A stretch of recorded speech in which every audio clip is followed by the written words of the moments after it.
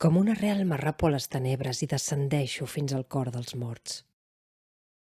La seva sang ara és la meva saba que envaeix les artèries del silenci.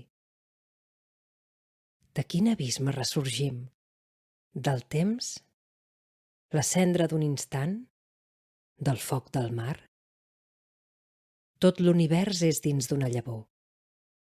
També el passat que sempre recomença per ser aquest nou present fet de memòria.